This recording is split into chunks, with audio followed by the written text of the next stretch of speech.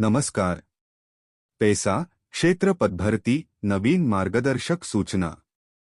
महाराष्ट्र शासनाच्या सामान्य प्रशासन विभागाने 4 मे 2026 रोजी पेसा क्षेत्रातील 17 संवर्गांतील पदभरतीबाबत अत्यंत महत्त्वपूर्ण मार्गदर्शक सूचना जारी केल्या आहेत.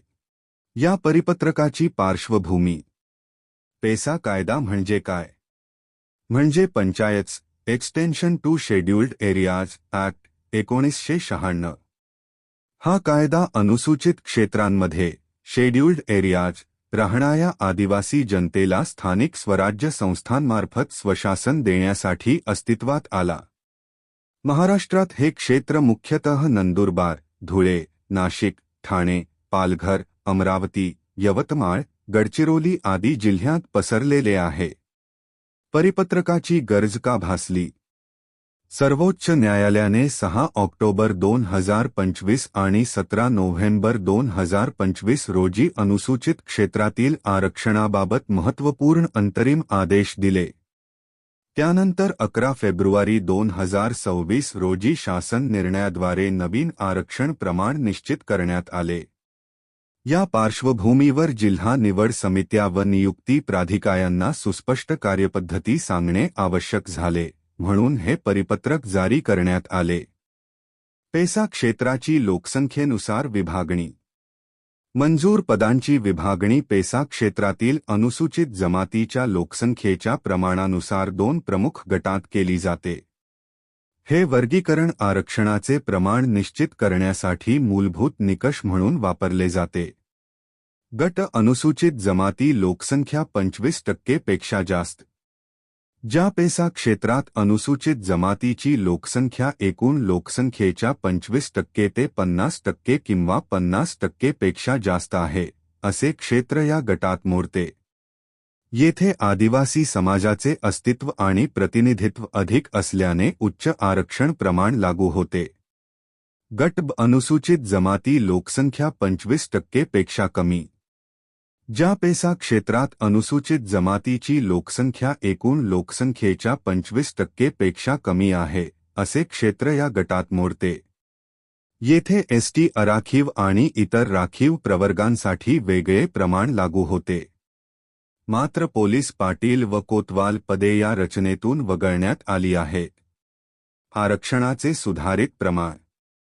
दिनांक 11 फेब्रुवारी 2026 च्या शासन निर्णयानुसार पेसा क्षेत्रातील लोकसंख्येच्या आधारे आरक्षण प्रमाण खालीलप्रमाणे निश्चित करण्यात आले आहे. हे प्रमाण सर्वोच्च न्यायालयाच्या 50% मर्यादेच्या निर्देशांशी सुसंगत आहे. क्षेत्र प्रकार.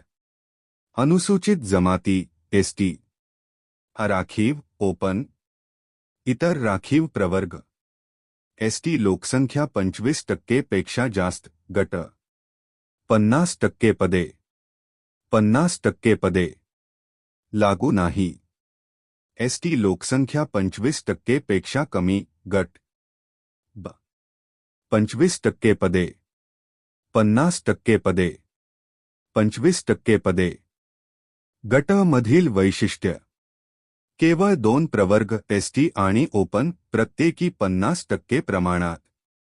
एकूण आरक्षण 100, परंतु न्यायालयाच्या 50% मर्यादेनुसार एसटीचे 50% वैध ठरते कारण हे क्षेत्रनिहाय विशेष तरतूद आहे. गटबमधील वैशिष्ट्य. 3 प्रवर्गात विभागणी होते. एसटी 25%, ओपन 50% आणि इतर राखीव 25%.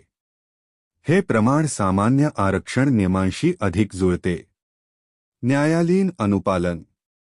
दोन्ही गटात एकूण आरक्षण सर्वोच्च न्यायालयाने घालून दिलेल्या 50%च्या कमाल मर्यादेत राहील याची काळजी घेणे बंधनकारक आहे. पेसा व नॉनपेसा पदांचे समायोजन. भरती प्रक्रियेत रिक्त पदांची अचूक गणना करण्यासाठी पेसा व नॉनपेसा क्षेत्रांदरम्यान कर्मचाऱ्यांचे तात्पुरते समायोजन केले जाते. ही प्रक्रिया 4 टप्प्यात राबवण्यात येते. समायोजन प्रक्रियेचा सविस्तर आढावा. 1. अधिक्य पदांचे हस्तांतरण पेसा ते नॉनपेसा. जर पेसा क्षेत्रात एखाद्या राखीव प्रवर्गात कर्मचारी गरजेपेक्षा जास्त एक्सेस असतील तर त्यांना नॉनपेसा क्षेत्रातील त्याच प्रवर्गाच्या रिक्त जागेवर तात्पुरते समायोजित केले जाईल. यामुळे पेसा क्षेत्रातील अतिरिक्त भार कमी होतो आणि नॉनपेसा क्षेत्रातील रिक्त पदे भरली जातात. 2. अधिक्य पदांचे हस्तांतरण नॉनपेसा ते पेसा.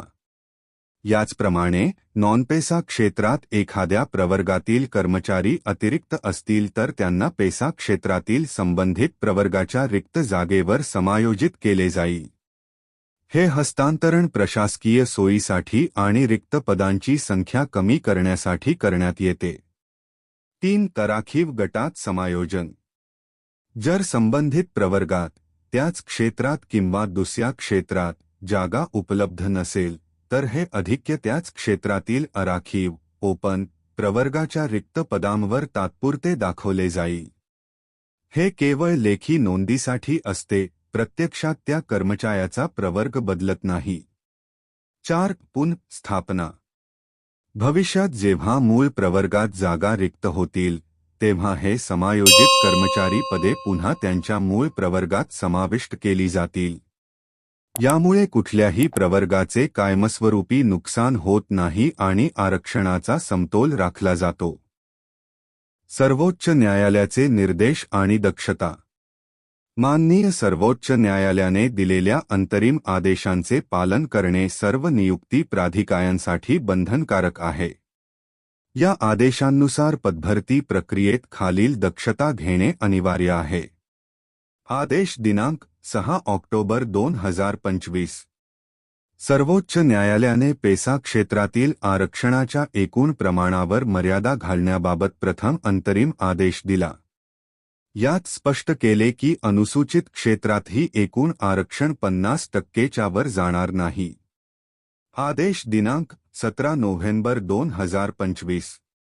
पूरक आदेशात बिंदुनामावली रोस्टर व्यवस्थापनाबाबत विशेष निर्देश देण्यात आले. राखीव प्रवर्गातील कर्मचाऱ्यांची नोंद त्यांच्याच प्रवर्गाच्या बिंदूवर असणे अनिवार्य असल्याचे स्पष्ट केले.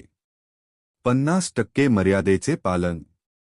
एकूण आरक्षण कुठल्याही परिस्थितीत 50%च्या मर्यादेत असणे आवश्यक आहे. नियुक्ती प्राधिकाऱ्यांनी प्रत्येक भरतीपूर्वी याची खात्री करणे बंधनकारक राहील. बिंदुनामावली तपासणी. बिंदुनामावलीची तपासणी करताना राखीव प्रवर्गातील कर्मचारी त्यांच्याच प्रवर्गाच्या बिंदूवर दर्शवले आहेत किंवा नाही याची खात्री नियुक्ती प्राधिकाऱ्यांनी स्वतः करायची आहे. नमुना उदाहरण समायोजन कसे होते. परिशिष्ट. शासनाने परिपत्रकासोबत एक व्यावहारिक उदाहरण दिले आहे जे समायोजन प्रक्रिया समजून घेण्यास मदत करते. खाली त्याचा तपशील दिला आहे. उदाहरणाची पार्श्वभूमी. समजा एखाद्या विभागात एकूण 1300 मंजूर पदे आहेत. पेसा क्षेत्र 1000 पदे. नॉनपेसा क्षेत्र 300 पदे. सध्याची स्थिती नॉनपेसा क्षेत्रात 20 पदे अधिक्य एक्सेस आहेत आणि पेसा क्षेत्रात 255 पदे रिक्त आहेत. समायोजन कसे होईल. नॉनपेसा क्षेत्रातील अधिक्य 20 पदे पेसा क्षेत्रातील रिक्त 255 पदांपैकी संबंधित प्रवर्गाच्या जागांवर तात्पुरते समायोजित केली जातील. ज्या प्रवर्गात जागा उपलब्ध आहे तेथे प्रथम समायोजन होईल. प्रवर्गात जागा नसल्यास ओपन प्रवर्गात तात्पुरती नोंद. मूळ प्रवर्गात जागा रिक्त होताच पुनर्स्थापना. पेसा क्षेत्रातील प्रत्यक्ष रिक्त पदे 255-20-235. जिल्हा निवड समित्या व नियुक्ती प्राधिकाऱ्यांसाठी कार्यपद्धती. या परिपत्रकाची अंमलबजावणी करताना जिल्हा निवड समित्या आणि नियुक्ती प्राधिकाऱ्यांनी खालील टप्पेवार कार्यपद्धती अवलंबणे आवश्यक आहे. सारांश आणि महत्त्वाचे मुद्दे. महाराष्ट्र शासनाच्या सामान्य प्रशासन विभागाने 4 मे 2026 रोजी जारी केलेले हे परिपत्रक पेसा क्षेत्रातील पदभरतीला एक स्पष्ट, न्यायालयाशी सुसंगत आणि पारदर्शक चौकट प्रदान करते. लोकसंख्या आधारित विभागणी. समायोजन यंत्रणा.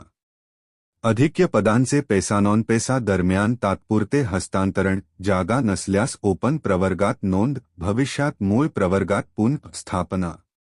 न्यायालयीन अनुपालन. सर्वोच्च न्यायालयाचे ऑक्टोबर व नोव्हेंबर 2025 चे अंतरिम आदेश बंधनकारक. एकूण आरक्षण 50% मर्यादेत आणि बिंदुनामावली अचूक ठेवणे अनिवार्य.